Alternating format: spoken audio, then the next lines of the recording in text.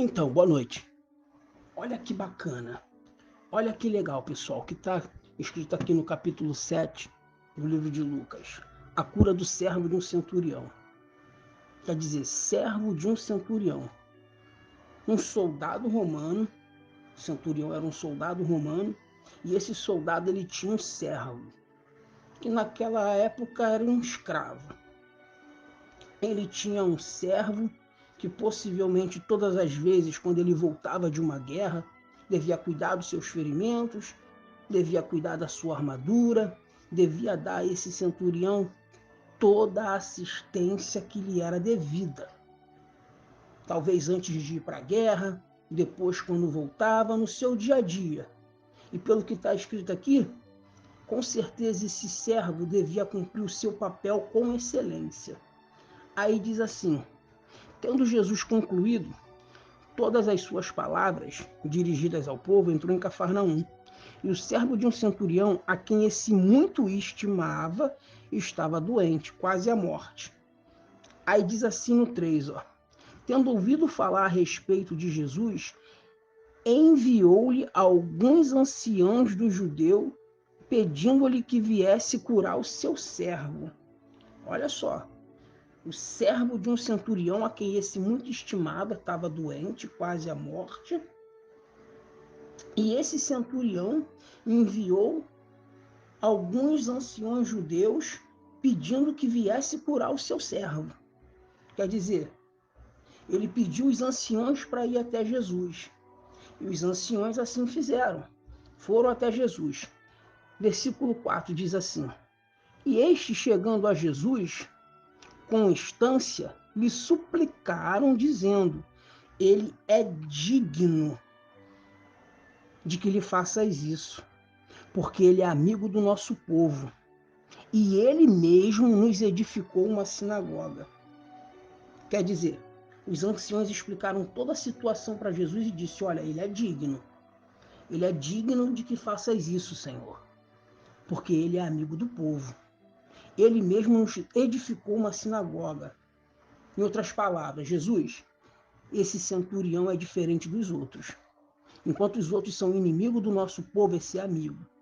Enquanto todos entram e destroem os nossos templos, esse aí construiu um. Ele é digno. Jesus, ele é digno. Ele é merecedor que te faças isso, de que o servo dele seja curado. Aí versículo 6 diz assim: então Jesus foi com eles, e já perto da casa, o centurião lhe enviou amigos para dizer: Senhor, não te incomode, porque eu não sou digno de que entres em minha casa. Olha que bacana, pessoal. O que a gente acabou de ler lá em cima? As pessoas viam ele como merecedor desse milagre, porque ele era digno. Mas ele mesmo não se via como tal. Ele construiu um templo, uma casa para adoração a Deus, mas ele mesmo não se achava digno de que Jesus entrasse em sua própria casa. Poxa, que bacana, isso é muito forte. A impressão que eu causo não me faz merecedor de nada. O que eu fiz ou o que eu faço não obriga Deus a ter que fazer nada na minha vida. Porque eu fazendo ou não fazendo não obriga Jesus a ter que fazer nada para mim. Deus fazendo ou não fazendo não muda quem ele é. Também acontecendo ou não acontecendo, também não pode mudar quem eu sou. Não pode mudar quem eu sou. Aí continua no versículo 7. Olha o que diz: por isso eu mesmo não me julguei digno de ir ter contigo, porém manda com uma palavra e o meu rapaz será curado. Olha só, por isso eu mesmo não me achei digno de ter contigo, porém manda com uma palavra e o meu rapaz vai ser curado. Aí continua: porque eu também sou homem sujeito à autoridade, eu tenho soldado a minhas ordens. Digo a esse vai e ele vai, digo ao outro vem e ele vem. E ao meu servo esse, que eu quero que seja curado, faz. E ele o faz. O que esse centurião estava mostrando aqui? O que esse centurião mostrou para Jesus? Senhor, ele mostrou isso aqui, ó. Senhor, diante de ti eu troco de lugar com o meu servo. Diz agora para mim, faz, que eu também faço. Amém? Diante de ti, Jesus, eu sou como o meu escravo.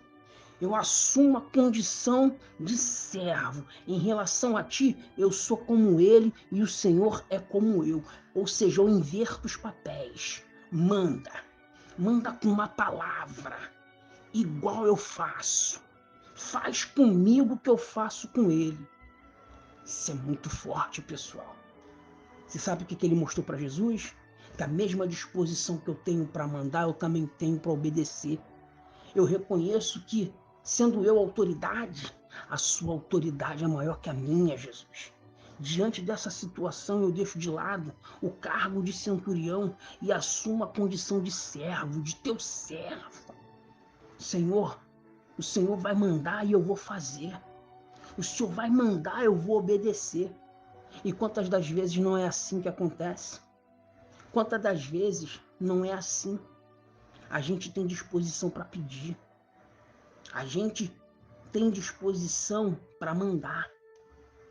A gente tem disposição para pedir, mas na hora de dar, a disposição não é a mesma.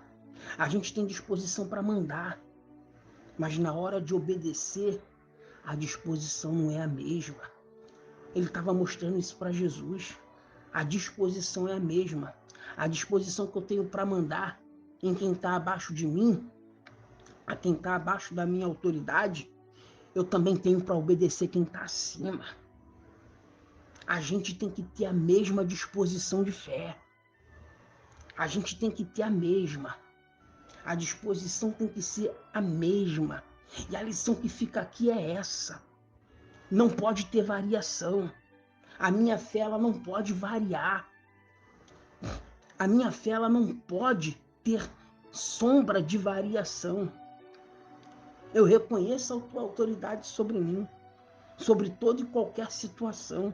Aí diz assim no 8, ó, porque eu sou homem sujeito à autoridade, tenho soldados às minhas ordens.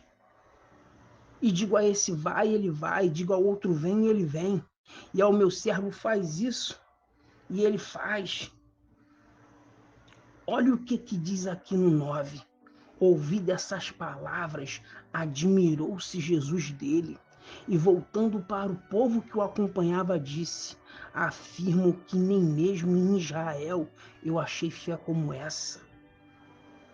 Que bacana, pessoal. Quer dizer, a mesma admiração que o centurião tinha do seu servo, porque diz lá em cima que a gente acabou de ler, que o centurião estimava muito esse servo, agora Jesus também estava tendo do centurião. Que bacana. Tão somente pela confiança na palavra que saiu da boca dele, tão somente pela confiança na palavra que saiu da boca de Jesus. E é a confiança plena, a confiança total na palavra de Jesus que é capaz de arrancar o milagre. Aí no versículo 10 diz assim, ó, voltando para casa, os que foram enviados pelo centurião encontraram o servo curado. Quer dizer, nem o centurião foi até Jesus, nem Jesus foi ao centurião. O centurião enviou até recado através daquele que ele enviou. E Jesus enviou uma palavra. Os enviados do centurião, quando foi levar a palavra que Jesus tinha mandado, quando eles chegaram lá, o servo já tinha sido curado. Amém? O centurião enviou até pessoas a Jesus com a palavra dele. Mas Jesus enviou uma palavra, só que ela chegou na frente de quem ia levar o recado. Sabe por quê? Porque Jesus não manda recado, pessoal. Ele até falou a palavra aos que foram enviados. Mas a palavra chegou no centurião antes dele. Diga graças a Deus. A palavra já chegou até você. A palavra já chegou até aonde você está. A palavra já chegou até o teu problema. A palavra já chegou até o teu coração. A palavra já chegou até essa situação de dificuldade que você está passando. A palavra já chegou até você. O milagre não é por merecimento. Não tem nada a ver ser digno ou não ser digno. O próprio centurião se achava indigno. O milagre não é fruto do que eu faço ou deixo de fazer. O centurião construiu até um templo. O milagre é tão somente pela disposição da nossa fé e obediência a essa palavra. A essa palavra. O milagre, ele vem pela confiança na autoridade que essa palavra tem. Você vê que Jesus disse: nem em Israel houve fé semelhante à do centurião. Você vê, o centurião não chegou até Jesus como o cego chegou. Ele não tocou na orla como aquela mulher do fluxo tocou. Jesus não fez lodo para passar no olho do servo dele. Ele não foi até Jesus como os 10 leprosos foram. Jesus também não foi até a ele como foi até o paralítico que estava no tanque. O centurião até enviou pessoas com recado, mas a palavra foi até ele sem recado, antes de quem ele enviou chegasse até ele de volta. E essa palavra chegou até você. E se essa palavra chega até você, você também é curado pelo poder dessa palavra. Você é curado. E eu não só estou falando de uma doença física, eu estou falando de uma doença espiritual. Você é curado dessa mágoa, você é curado desse medo, esse medo que te impede de chegar até Jesus. Jesus não manda recado. Amém, pessoal? Se o centurião foi capaz de fazer isso por um servo dele, quanto mais Jesus por um dos seus servos. Assim como o centurião viu seu servo com muita estima, Jesus ele também te vê. Como você acha que Jesus olha para você? Você tem valor. Jesus olha para você com a mesma estima que o centurião olhava para o servo dele. Se um soldado romano ele é capaz de olhar com estima, com prazer naquele servo que está todo dia ali, imagine Jesus em relação a mim, a você, a nós. Já parou para pensar nisso? Já parou para pensar no que você está ouvindo agora? Assim como aquele centurião tinha consideração pelo seu servo, ele também tem pela gente, ele também tem por você. Aquele centurião, ele tinha condição de ter qualquer outra pessoa no lugar daquele servo. Se aquele servo morresse, o centurião tinha condição de botar qualquer pessoa no lugar dele. Mas ele não aceitou perder esse. Não, esse aqui não. E Jesus também não aceita perder você, amém? Deus vê você. Deus vê o teu coração. Deus vê essa vontade que você tem de servir a Ele. Confia nessa palavra. Deixa essa palavra cumprir o poder dela na sua vida. Tenha a mesma disposição. Não importa de qual lado você esteja, a disposição é a mesma. Seja para pedir, seja para obedecer. Porque quando é para pedir a Deus, a gente pede com disposição. Mas quando é para obedecer, a gente não tem a mesma. O centurião falou: olha, eu também não tenho disposição para obedecer o Senhor. Diga graças a Deus. Se o centurião foi capaz disso pelo servo dele, Jesus ele também tem. Jesus também ele é capaz disso por você. Diga graças a Deus. E pode ter certeza, ele também admira. Você tem valor para Jesus.